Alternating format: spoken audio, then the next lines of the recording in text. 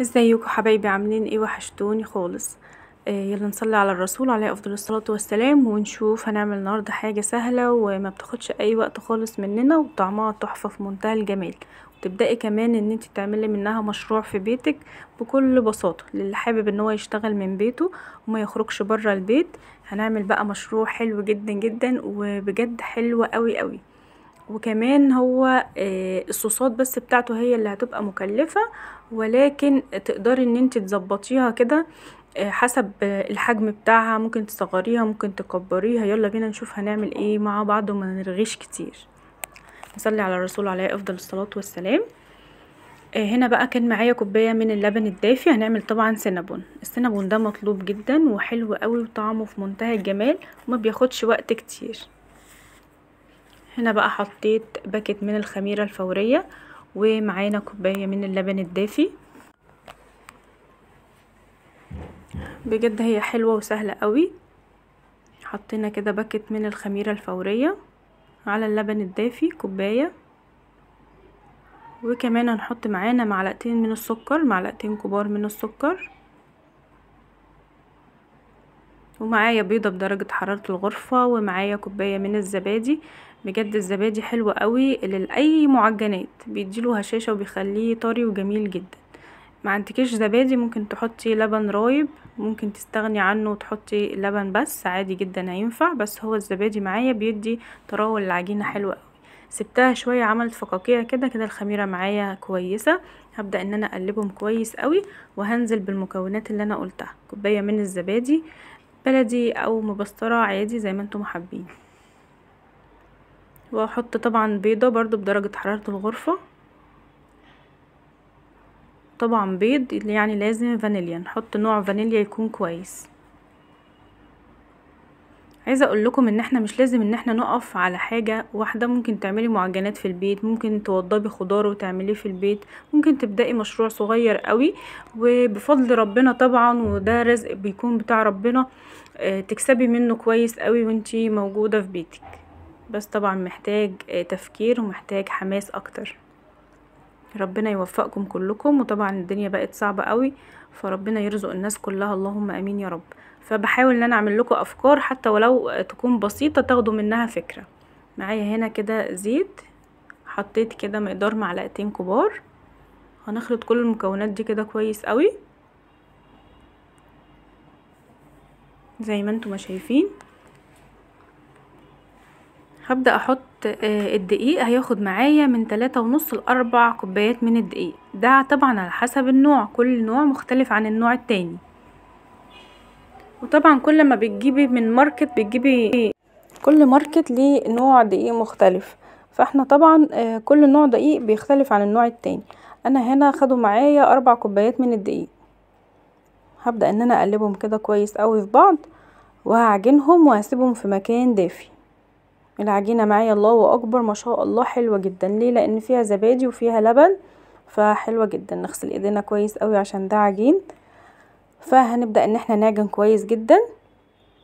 يا رب بس تكون الطريقة مبسطة وما فيهاش اي صعوبات. هنا كنت هنسى الملح فقمت حطيت كده ذرة من الملح. وطبعا الصوصات بتاعه السينابون انا عاملاها في فيديو قبل كده. وهعمل معاكم الصوص الابيض. الصوص الابيض طلع حاجة كده حكاية. هنغطيها بقى كويس ونعمل مع بعض الصوص الابيض. نحطها في مكان دافي. عايزة تولعي الفرن وتحطيها فيه وتطفيه هتخمر معاكي اسرع. طبعا هغطيها، مش هسيبها في الكيس ده بس، لا هغطيها كمان. هنا معايا بقى عشان نعمل صوص ابيض ويطلع حلو معانا كده 8 مكعبات من 3 مثلثات من الجبنة، او اللي هي المكعبات زي ما انتم حابين، اي نوع ده وده ينفع. ومعايا كيس من الحليب المكثف، او لو عندك انت حليب مكثف حطيه، مش عندك هتعملي باللبن البودر العادي. معلش نسيت بس في الاول وقلت لكم حليب مكثف، بس الاتنين هينفعوا معايا وهيبقى طعمهم حلو جدا. بس بنحاول ان احنا نعمل حاجة موفرة وتكون حلوة وسهلة معانا. يبقى حطينا 8 مكعبات من الجبنة المثلثات او المربعات المتوفرة عندك. وحطيت معايا كوباية من اللبن، طبعا دي هحطها شوية بشوية. ومعايا نص كوبايه من الكريم شانتيه محلى او غير محلى او الخام زي ما انت محبه. تمام. وحطيت كيس من اللبن البودر وكمان رشه من الفانيليا وسنه صغيره كده من الملح بتعادل معايا الطعم. الصوص الابيض بجد حاجه حلوه جدا وطعمه في منتهى الجمال، اللهم بارك. عشان ما اطولش معاكم الفيديو انا ضربتهم كويس قوي وكمان عملت صوص الكراميل وصوص الشوكولات وحطيتهم في التلاجة يسقعوا. هنا بقى معايا العجينه، اللهم بارك ما شاء الله تحفه جدا. العجين كده بيدي خير في البيت وبيدي طاقه ايجابيه وبيكون ما شاء الله حلو قوي. اي معجنات بتعمليها من ايدك بتطلع زي الفل. ربنا طبعا يحسن ما بين ايدينا كلنا، اللهم امين يا رب العالمين. طبعا كده حاولت ان انا اظبطها وهحاول افردها مستطيل على قد ما بقدر. العجينه اساسا مش مستاهله خالص ان انتي تعفري معاها كتير، ما شاء الله كل ما بفردها بلاقيها بتتفرد معايا. طبعا اختمرت وبقت كويسه وحلوه جدا. طبعا حطيت الزبده وحطيت معاها القرفه والسكر وهنبدأ ان احنا نلفه كده كويس. اول حتة دي بحاول ان انا اطبقها كده لجوه علشان ما تفردش مني وهي لما بتختمر تاني. وهبدأ بقى ان انا الفها كده كويس. مشروع حلو وسهل جدا من البيت. لو انتي عايزة تزودي دخلك حلو جدا ما شاء الله اللهم بارك. بتحسبي طبعا المقادير جايباها بكام كلها وبتحسبي تشوفي هتطلعي الواحدة على حسب كمان المنطقة اللي انت ساكنة فيها بتفرق طبعا في السعر. كل منطقة وليها سعر مختلف على حسب الحاجات. برضو دلوقتي بقت الحاجات كلها غالية واسعارها غالية، فانت بتجيبي وبتحسبي في الاخر وبتشوفي بتكلفك قد ايه وهتكسبي فيها قد ايه. طبعا في الاول لو هتبتدي ولسه بادية مشروع صغير بتعملي طبعا بتحطي هامش ربح قليل جدا علشان تكسبي زباين. وربنا يا رب يرزقنا كلنا رزقا حلالا طيبا مباركا فيه، اللهم امين يا رب. زي ما انتم ما شايفين كده العجينه الله اكبر معايا طريه وحلوه قوي. بدات ان انا الفها كده وبحاول على قد ما اقدر ان هي تكون كلها في مستوى واحد. زي ما انتم ما شايفين كده هقلبها الجنب التاني. طبعا بتفرديها على دقيق علشان العجينه بتلزق معايا حاجات بسيطه، فمش عايزاها تلزق على الكوانتر او الرخامه بتاعتك، مش عايزاها تلزق معاكي. فبتفردي كده طبقة من الدقيق رقيقة عشان بتساعدك وانتي بتطلعيها. كده جبت اخر حتة دي اللي هي كانت من تحت وحاولت ان انا اسويها عشان ما تفكش برضو مني. هجيب السكينة وهبدأ ان انا اقطعها. الحتت اللي على الحروف دي بنعملها برضو مفيش اي مشكلة، بس هي ما تكونش متوازنة معانا. زي ما انتم ما شايفين كده بعمل كده صباعين كلهم او لو عايزة تعملي بخيط برضو مفيش مشكلة. ما تصعبيش الدنيا عليكي، اعملي باللي انتي حباه وباللي انتي بترتاحي له واللي انتي هتعرفي تتعاملي معاه. بصي انا عملت صباعين كده وبدأت ان انا اظبطهم. ما شاء الله اللهم بارك حلوة قوي قوي وطعمها كان في منتهى الجمال. حطيتها كده في الصينيه وطبعا بسيب مسافه كده شويه صغيرين علشان هي تختمر تاني.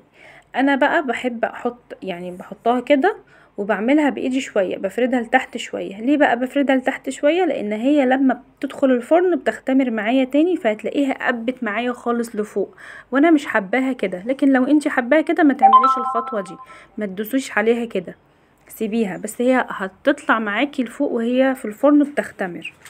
فبس مش اكتر يعني. انا حباها ان هي تكون مدوره ومش طالعه مش قابه لفوق، لا عايزاها تكون كده. فاض معايا 2 فاكيد طبعا حاولت ان انا اظبط كده المسافات والمسافات، قربتها شويه وحطيتهم. اصل هما كانوا الاتنين اللي هما في الاخر دول فقلت احطهم برضو معاهم مفيش مشكله يعني. هنا بقى انا مسبتهاش تخمر كتير، خليتها بس كده 5 دقايق كمان وطبعا مولعه الفرن من قبلها ب10 دقايق كده. حطيتهم في الرف اللي في النص على درجه حراره متوسطه، مش عاليه قوي ولا هاديه قوي، درجه حراره متوسطه، عشان مش عايزاهم ياخدوا لون، انا عايزاها تفضل طريه معايا محتفظه بالطراوه بتاعتها. طبعا اللهم بارك، اول لما طلعوا من الفرن كان ريحتهم ماليه البيت كله خير، الحمد لله. ربنا يجعل عندكم الخير كله يا رب، اللهم امين. فاكلنا كده 2 واحنا واقفين، قلنا ندوق برضو كده ونجرب قبل ما نحط عليهم الصوصات.